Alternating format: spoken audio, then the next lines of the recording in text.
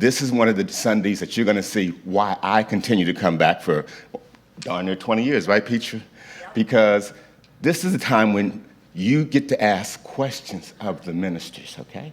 Now, I've been in a lot of churches and a lot of places, a lot of faiths, but I don't know any ministers that are willing to stand in front of their people and say, ask me whatever you want to know about the organization, about the theology, about whatever it might be. And the first time I saw that happen, the only thing that was more powerful than that was when we give out the money on Sunday, and it's like, oh my God.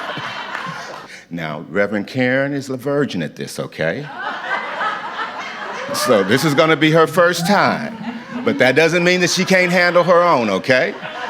So make sure you write down your questions, your best questions, and give them a chance to show you who they are and why we all continue to come here, okay?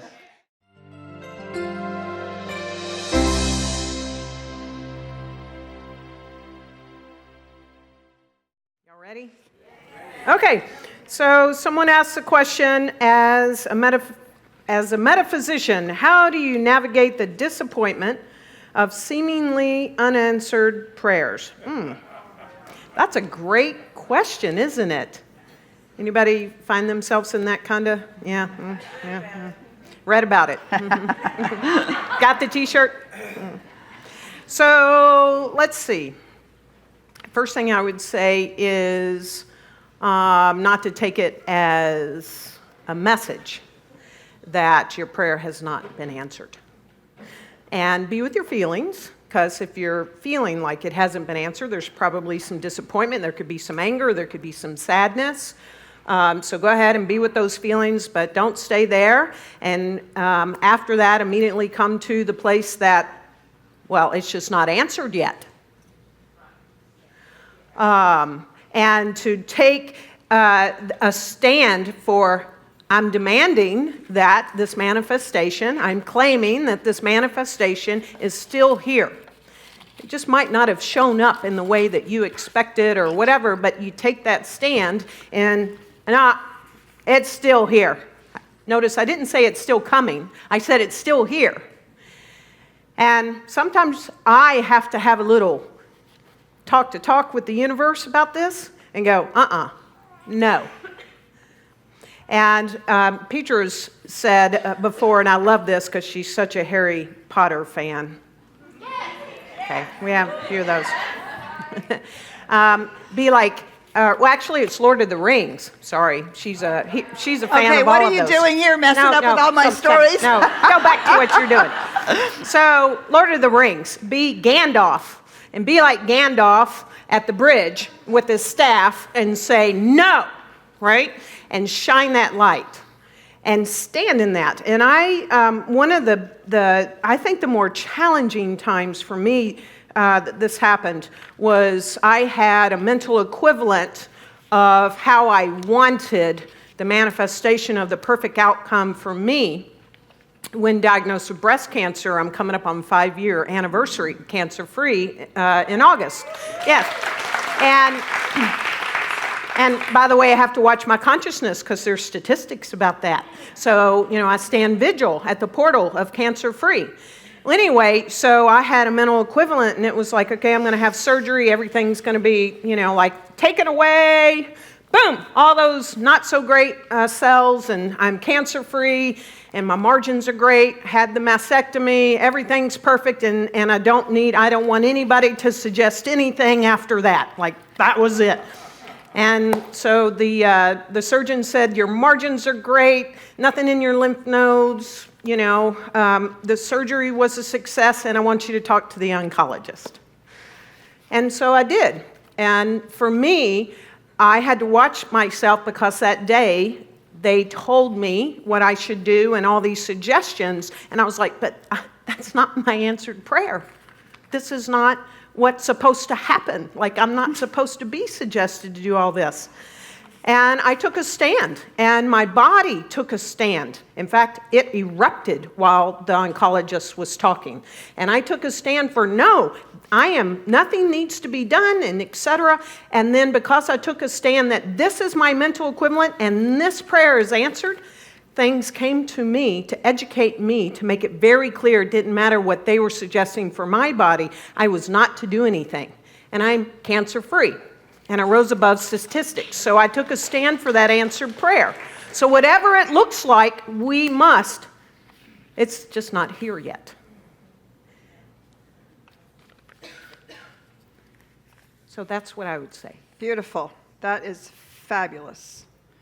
I have a number of really quick questions. Okay. What is the annual budget of CSL Dallas? Oh. Okay. It's in there. It's a quick question. That's a We can quick answer question. it, so.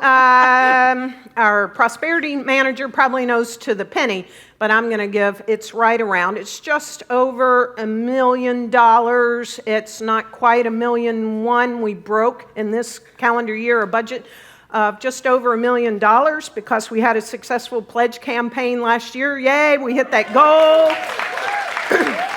But the annual pledge campaign actually makes up about 70% of our entire annual budget. So the people that pledge to this community and stick with the pledgers, it makes up about 70%.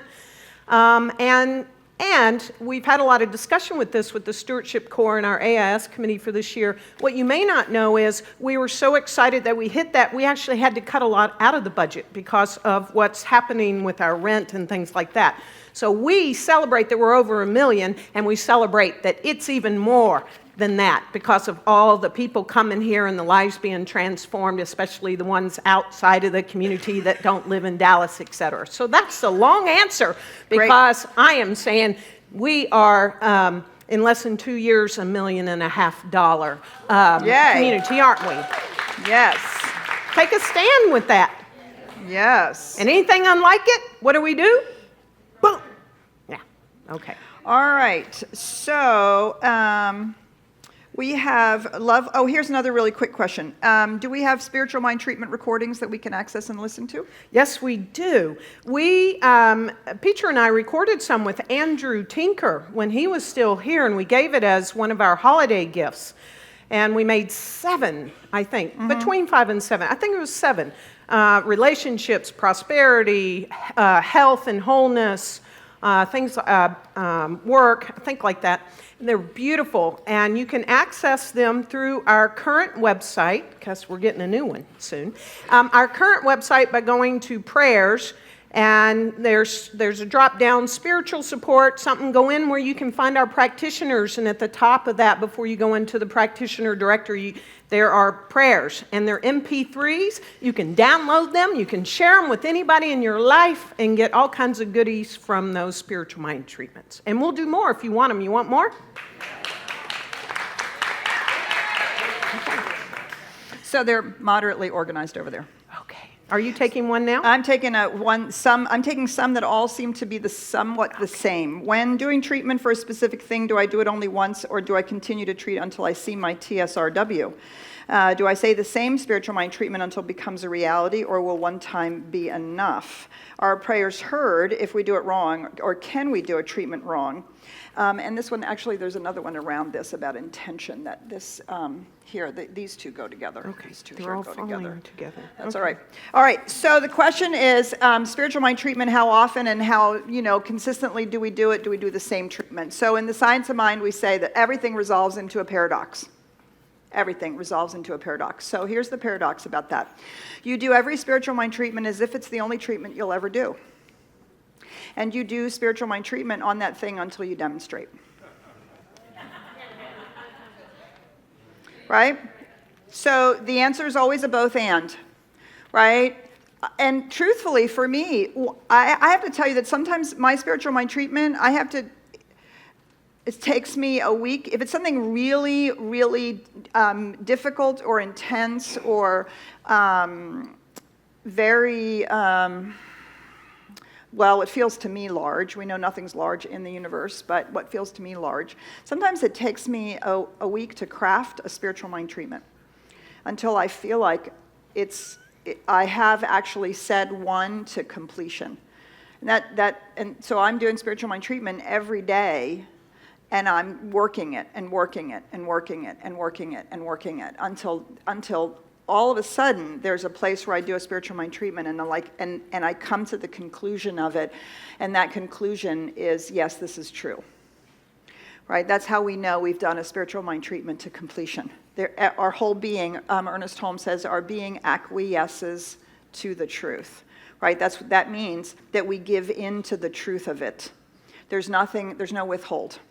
And so we do every treatment until we reach that state of consciousness. I've also been known to treat for 45 minutes or an hour. There are stories of Ernest Holmes treating for people who had physical illnesses, and he cured somebody of alcoholism, and he treated for 6 hours straight without stopping. So that consciousness was built until every bit of us acquiesces. So we teach spiritual mind treatment as a form, and we think, well, if I just fill out the form, then I've done it right. So you can't actually do a spiritual mind treatment wrong. You can't use the wrong words. We're not superstitious about it. You can mess up the steps if you don't do them in the right order or any of those kinds of things. The point is that we understand that these are the stages of consciousness building where we can truthfully guarantee that place where we come to that we say, oh, right, well, of course, that's the truth. Right? And that is the place we want to come to, where we acquiesce to that is the truth. Nothing else actually is really acceptable and is entertained. Now, we can walk away, and of course, as we've been reading in our beautiful book, we can walk away, and then we can have doubt, or we can have fear, or we can go, I don't know how this is going to work. And, so then we do treatment, and we do treatment, and we do treatment until we demonstrate. Sometimes we're not dealing with doubt and fear. Sometimes we're crystal clear. My business is growing. My business now has 100 people. My business has 1,000 people. I'm making this much money, that much money. I'm serving this many people, right? And we do that treatment over and over and over again. I like to think of it as juicing the seed, right? You don't plant your plant, your house plant or your plant out in your garden and then walk away. Right? You water it, you fertilize it. You don't water it and fertilizing it thinking it's not going to grow. You water it and fertilize it so it has what it needs to grow fuller, stronger, and richer. And so that's what we're doing also when we're doing repetitive spiritual mind treatments. Is that I think of it like juicing the seed, giving it a little fertilizer, a little deeper belief. We're fluffing up our mental equivalent, if we so will. And you can actually do the same exact treatment every time.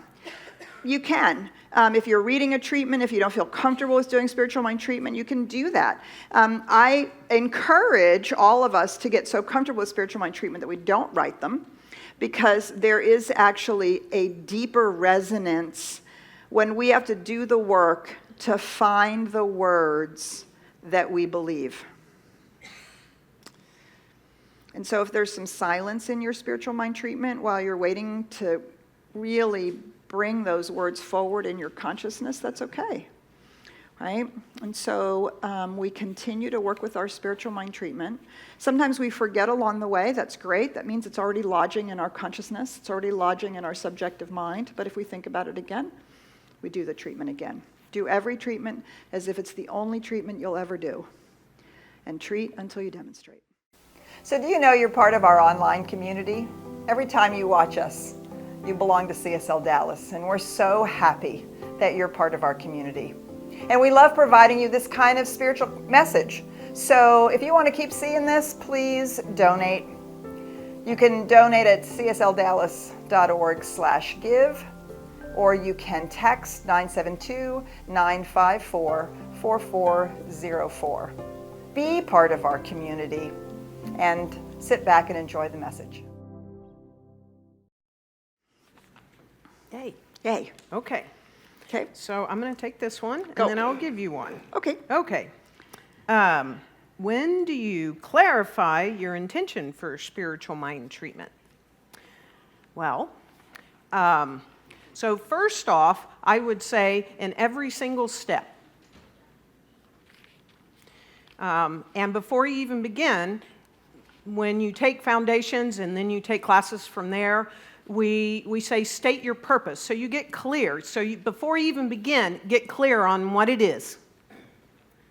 And then you clarify in all 5 steps. That's what I do. And so if it's about health and wholeness, I am clarifying what I know to be true about life itself, the universe, God, as it relates to wholeness. And then in the second step, I'm clarifying that because that is the truth of life, the universe, God, then that's true of me. And then in the third step, which is realization and also declaration, that's when I really like fire in the belly, clarify this right here. And as we've talked about all month, you can either be general or specific, but you are clarifying right then. And then what a lot of people do, I've noticed when we're first getting into this, in the 4th step, what we do is we clarify all the things we don't want. Don't do that. So I'm grateful that I'm releasing all this blah, blah, blah, blah, blah, and it's all junk. It's like, no, wait, you've already clarified what wholeness. So I bring the junk in. There. So I'm grateful, I'm clarifying, I'm grateful that this is already here. Now. I'm grateful that the law, the spiritual law, works all the time. I have faith and know. And then I let it go because I've clarified. So that would be Beautiful. the answer. All right. Yay. Good. What do you got? Good, good. All right, so these are 2 slightly separate but related ideas. How does God hear me and how do I hear God? How do we connect with God is the first part of the question. How can you tell if something is spiritually guided or if it comes from old beliefs or fear? Which would, be partly how do we know that we're listening to that divine impress? And I'm not sure exactly how this one relates, but we'll see. We'll just, I don't know. Oh, did I clump it? Maybe I didn't intend to. It's all right, it's all right, it's all right. So here you go. How do we connect with God and how does God hear me? How do I hear God? The challenge is with the way the question is constructed. You don't need to connect with God, for it is already all that you are. And I think that we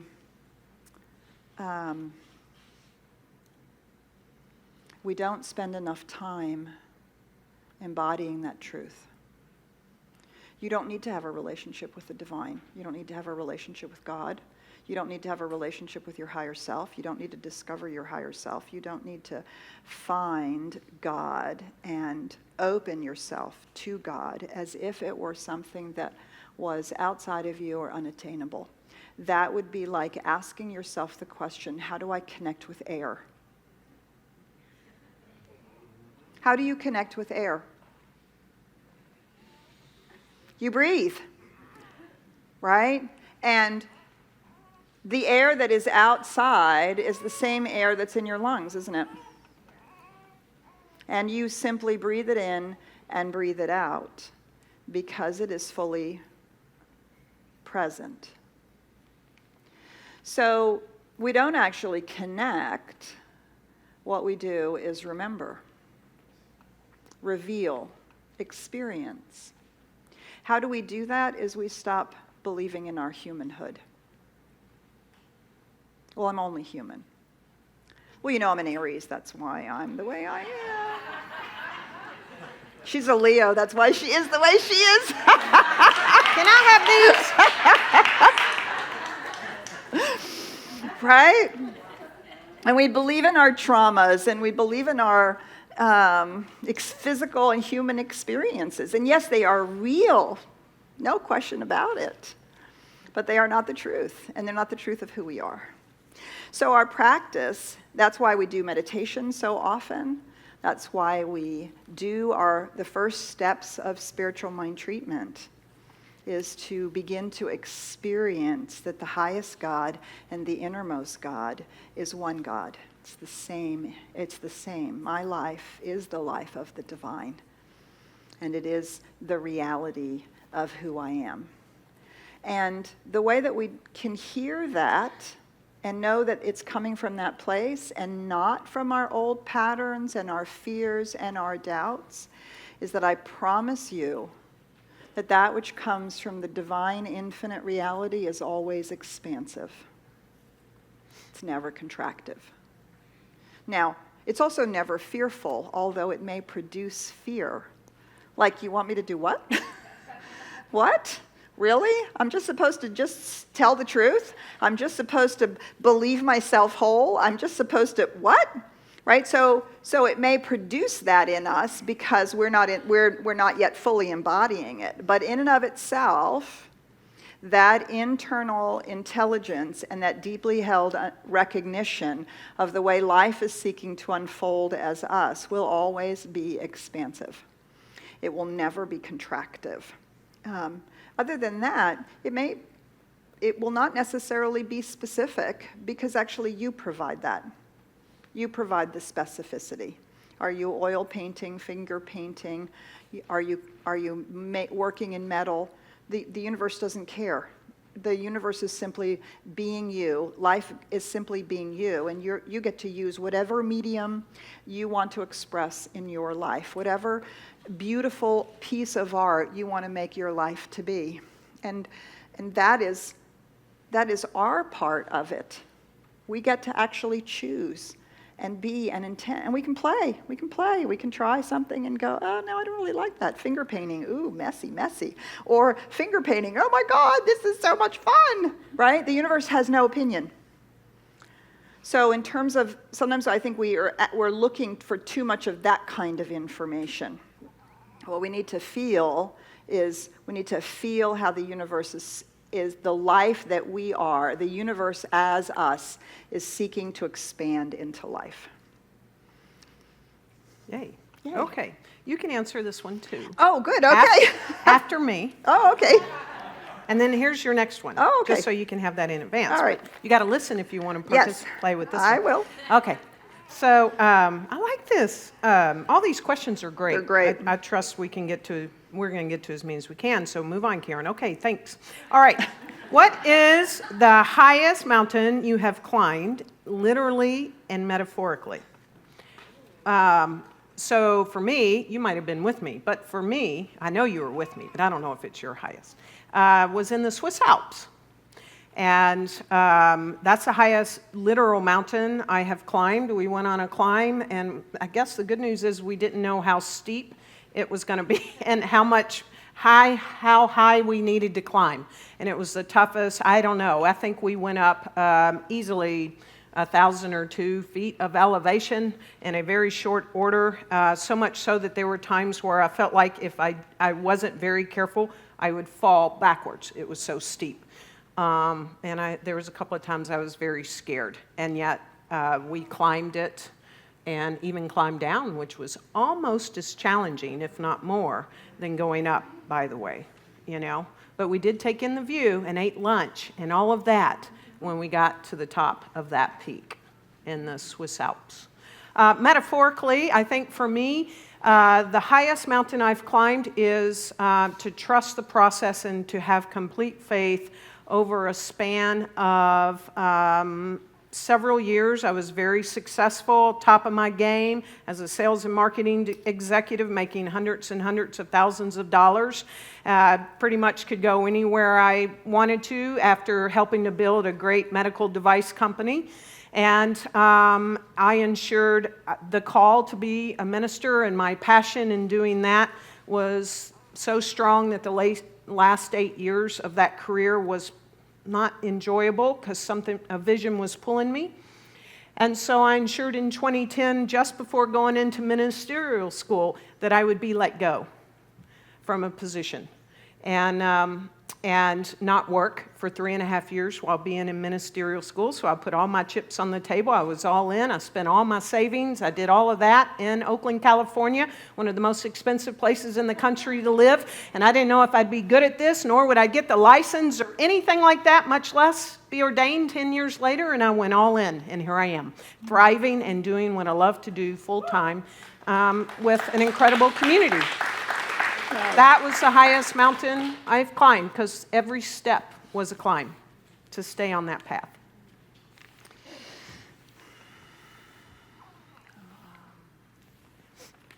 I would say that the highest mountain I've ever climbed. The first part of the mountain was to believe that I was good enough. The second part of the mountain was to understand that didn't matter.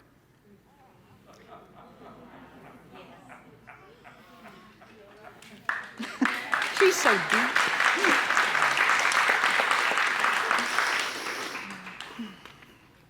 So shit happens, right? Our beliefs don't look at us learning a lesson from this. So why? All right, so let us clarify that our beliefs don't say shit happens so that we can learn a lesson. There's nobody out there saying we're gonna cause you to have this experience so that you can learn a lesson. We don't believe that you have an inexorable wheel of karma that you're working off over lifetimes, because you can at any point set a new cause in motion and see and learn something new. What we do say is that, yes, shit happens. What are you going to do about it? Are you going to learn from it? Because learning is always available. Or are we just going to be a victim of it? Or are we going to respond in all the ways that we've ever responded? Blame, shame, I can't do it, I'm not good enough, this always happens to me, or look at what they did to me, I can't believe that, right? We can go to all those places, or so we have the opportunity to learn. We always have the opportunity to learn. Then the next question is, what am I going to do? What am I going to intend now? Am I going to let this look like a delay, or let this look like a denial, I can't have what I want? Or am I going to decide that there's something new that I'm expressing or wanting to go for? And then the truth is, honest to God, we are here to express more of who we are. And when shit happens, we get to practice. Sometimes it's an opportunity to practice, and we don't want to. We think that, well, if I just learn the lesson, shit won't happen anymore.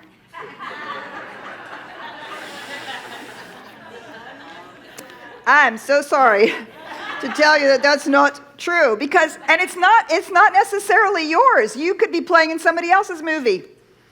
Right? We certainly create our own reality, but we are not creating the universe, nor are we creating everybody else's reality. They are doing that themselves. And sometimes we are attracted into other people's movies. And then we have to decide, what are we going to practice? Are we going to practice saying, no, this is not my movie, I don't need to be here? Are we going to practice, how do I bring light into this situation? Are we going to practice, how am I going to stand in my spiritual truth? Because there will be boulders and challenges along the journey. It is not a long, steady uphill climb into nirvana. And it might not be that you've created it. It could be, but it might not be. It might be that it's simply an opportunity to practice standing in the truth that you know, being the truth of who you know you are, and over and over and over and over and over and over and over again, deciding where you come from. Hey, cool.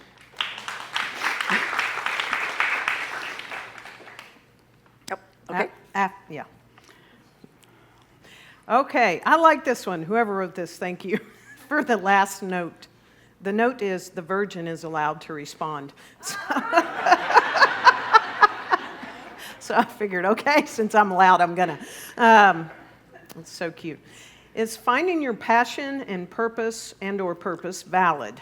Or is it another way to find yourself distracted and not allowing to be in the moment? Well, Michael's already answered it, so that's good. Yeah, it's the both and. So the rose has a purpose. The rose has a purpose. the purpose is to unfold itself in its greatest magnificence, and to know that. And whether someone is walking by and smelling it or not, its purpose is in full bloom. It's in its full bloom as long as it possibly can. The planet has a purpose. Look, thank goodness.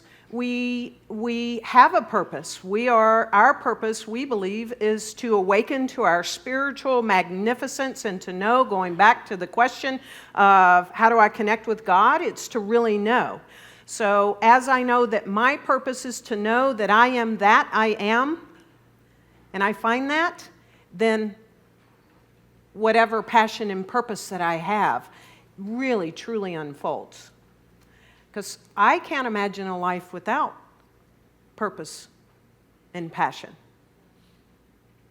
So I think it's significantly important. And because of knowing that, then I'm more able to be in the moment and to enjoy this now moment, because I'm in the passion and the purpose of my life and as it unfolds, as only this individualized expression can be.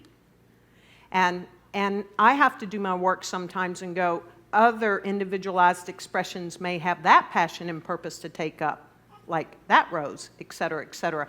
So as I stay on purpose and trust that everybody else is on purpose, we have this glorious world. So it's the both and. I can't imagine a life without passion and purpose. Yes, beautifully said. And just make sure that we don't think that our passion and purpose is going to fix our unhappiness. No. Right? Because when we're looking for our passion and purpose outside of ourselves and we think it's going to fill us up, that's when we're distracted. Right? Did you see everything that Karen, did you even see the hand motions she used? Right? So living from the inside out. Our passion and purpose, we live from the inside out, not from the outside in. Great Yeah, point. beautiful. Absolutely. Beautiful. Yeah. Yes, she did. Thank you. I mean, I've watched this for 5 years. I'm like, how does she do that? Trust. Okay, so here's... I gave her the easy one.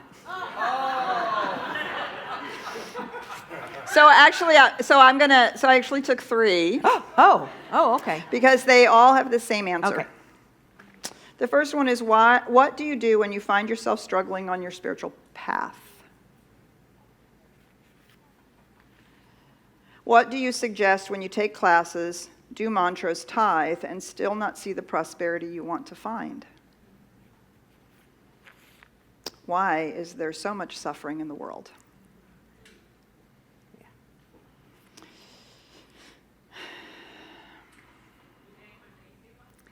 That's why I was being facetious. So,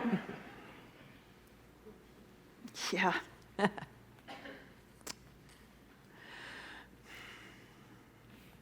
Oh, man. Well, there's no short answer to this, right? So I'm going to edit and abridge as much as possible to try to really pull out the salient points. The first off is that the question implies that we believe in struggling and suffering. Struggling and suffering only happen when we tell ourselves a story about what's going on. Struggling and suffering only happen when we blame, shame, find fault, or in some other way get on the ain't it awful ride. Pain is pain. Pain is real. Pain is a real experience. As the other question asked, shit happens, right? And when we are on our spiritual path, do you see every moment of those experiences is an opportunity for us to decide, am I going to stand on my spiritual truth? Am I going to demand that good comes of it? I may not know what that good is. I may not be able to see it. I don't have to figure it out. But I can demand that good comes of it, that there is, in fact, learning happening, and that there is something to be revealed here, and that I am available to it. So To me, finding meaning and value in it begins to reduce the struggle and the suffering. Number one. Number two, I stop telling the story about how awful it is. And I seek to simply tell the most clear facts without exaggeration, without a lot of adjectives, without a lot of hyperbola. Let's just see what the physical reality facts are. Now, the question always becomes, what am I going to do? And that do isn't necessarily a doingness in the world, although it can be. Fundamental to what am I going to do is, am I going to take charge of what's going on up here? Am I going to look at this thing, this illness, this struggle, this situation in the world, and am I going to discipline my consciousness and say there is a larger truth? There is a deeper reality, and I am going to so fix my attention on that I'm going to see the way that is revealing itself.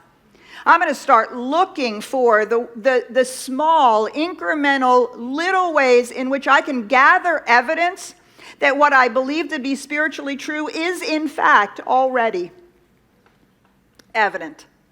Because when I look at struggle and suffering, all I am doing is providing evidence to myself about how hard and bad and wrong and awful it is. The third piece I would say in all of this is we struggle and suffer because we have our human experience.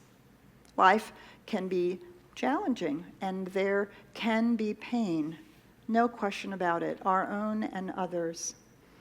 And so we are invited into compassion. Because when we experience struggle ourselves, that gives us an opportunity to be compassionate to others that are experiencing struggle. And when we see suffering, it gives us an opportunity to be compassionate because we have suffered too, haven't we? We have had those moments, or days, or weeks, or months, or years, in which we forgot the truth of who we are. And collectively in humanity is waking up to the truth of who we are, as in exactly the same way that we are waking up to the truth of who we are. And don't we wake up and fall asleep, and wake up and fall asleep, and wake up and fall asleep? Don't we know the truth and forget, know the truth and forget? Don't we act on the truth and forget to act on the truth? No, speak the truth and forget to speak the truth, right? And so just exactly as we are practicing individually, so I believe we are awakening humanity to its spiritual magnificence. And that takes practice over and over again. And those times when we don't practice the spiritual truth of what we know, that's when we make messes in our own lives, isn't it? When we behave poorly and we have to clean up the mess. When we don't do what we need to do, right? And so when we are in our spiritual work and we're doing our mantras and we're doing our tithing and we're doing all the things that we said we were to do to experience, whether it's prosperity or health or wholeness or a healthy relationship or an experience of the divine, do you see that what we're being invited into is a deeper practice of becoming? A deeper practice of becoming. Not doing, but becoming. Becoming that place that knows, that knows it already, right? That knows prosperity already, that knows wholeness already. So I look at what's happening in the planet, and over and over and over and over and over again, I affirm there's so many people doing so much good work in this on all of this, and I show myself the evidence over and over and over again of cities and countries and individuals and corporations and people who are countless things, because that's the wisdom and the intelligence of the universe moving, and the love moving as all of us. And that's what we're capable of. And if we're capable of it in our own lives, we are capable of it as humanity as a whole. Here, here.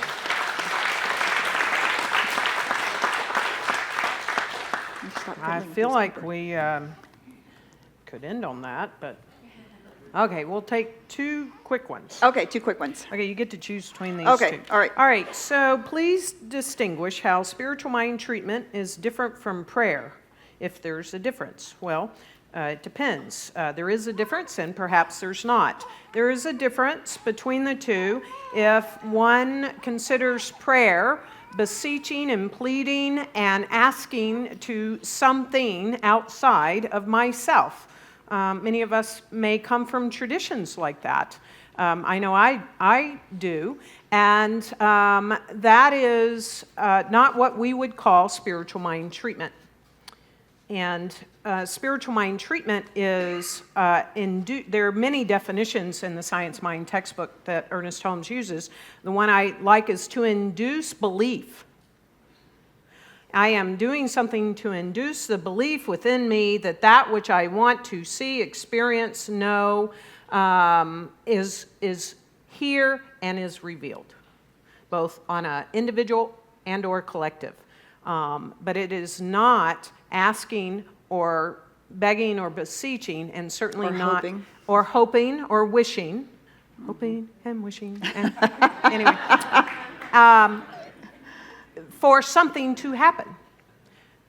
It is to induce that belief and to then have faith that anything unlike that is impossible. Anything unlike a healthy planet is impossible. Now, if one prays in that way of declaring, claiming, inducing belief, affirming, affirmative prayer, then it is the same.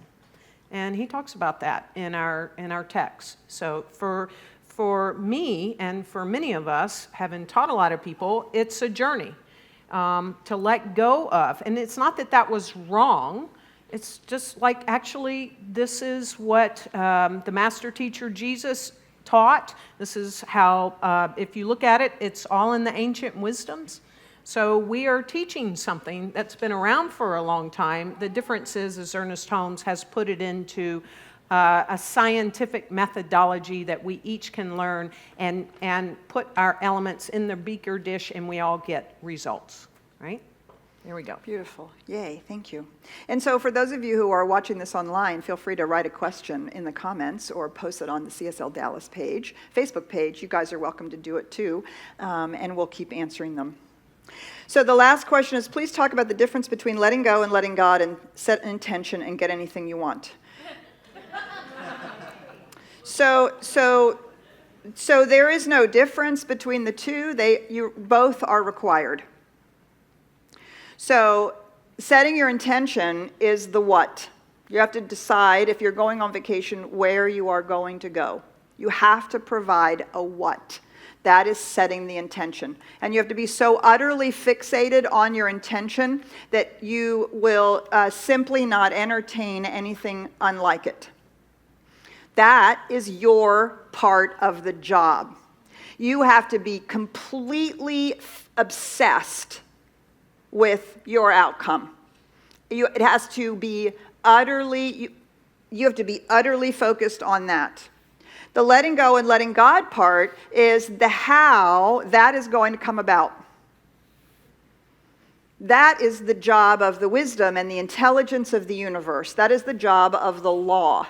Your what is the cause, and the law must now produce a corresponding effect. And so what we have to do is get out of the way of trying to figure out how it's going to come about. Now, this doesn't mean we don't have our part in the how. Our part is to be moved, to be part of the answer, to be part of our TSRW. One, we have to become the person on the inside who already has the what in consciousness. Two, we have to be willing to feel and hear and listen to those nudges, whether they're internal or external nudges that say, do this, call that person, try that, walk this way, go there, right? Three, we have to not become confused when a door or a window closes. That was simply not part of the answer. That was not part of the how. And so we just go, oh, that door closed, oh, that window closed, okay, but I am fixated on my what? I am utterly fixated on it, and nothing will move me from that. And so it's the dance. It's like the setting intention and letting go and letting the process work is the dance of directive and receptive, right? Sometimes I'm leading, the what. Sometimes the universe is leading, the how. And these two things play constantly together. It's not a one-time deal what and a one-time deal listening. Right? It's a resetting the intention, listening again, resetting the intention, feeling moved, resetting the intention, trying something, oh, that didn't work out, resetting the intention, trying something else, resetting the intention, listening. Do you see? That's the dance. These two things flow beautifully together when we're willing to dance with the universe. Beautiful. Yay. Yay. All right. Ah. Thank you for the questions. We also have opportunities every week that you can participate in this so that it's not when we do this once or twice a year. And that is Wednesday nights. You can come in for meditation from 7 to 7:30. And then from 7:30 to 8:30 Central Time, whether you're physically here or not, you can be on the live stream. You can ask a question. And it will get answered not only by Dr. Peter, but other people in the room, which is really cool because there's so much wisdom in the room. And if you haven't come to a Wednesday night. Or Sunday. Well, sorry. Yep, that's all right. But if you haven't come to a Wednesday night, I invite you to do that. There's like 50 people in there. We're figuring out how to come into the sanctuary soon because the meditation chapel won't hold everybody, which is a great thing. And a lot of people online. And then Sunday night from 5:30 to 6:30. It's not live streamed yet, but it's meditation, conversation, inspiration, all of that. So those are two opportunities where Absolutely. You can continue, other than classes, where you can ask questions. Oh, and Sunday morning. And Sunday morning, At Science Mind class, 9:15, also online. 9:30. 9:30. Get there early, get a seat, 9:15. All right, so we've way run over time, as we usually do on this on this Sunday, because your questions are also fabulous, and we really want to answer all of them, or at least attempt to, provide some inspiration about each of the answers. Ultimately, the answer lies within your own heart and your own mind. Yes. Right? There is a divine and wisdom, a deep and profound intelligence that is already the heart and truth of your being. It is that which is the divine as you. There is that within you that already knows. There is that within you that already knows. It is deeper, higher, richer, wider, fuller, and more infinite than anything about your human mind or your human consciousness. And it is that which we trust. It is that which we turn to. And it is that which is always and forever there. And when we cannot find it for ourselves, we go to our ministers and our practitioners, because they can do that for us in those moments that we cannot do it for ourselves. So our practitioners are available after service, and we're going to let them do the treatment after service for you, because we have to move on. Yes, we do. And so it is.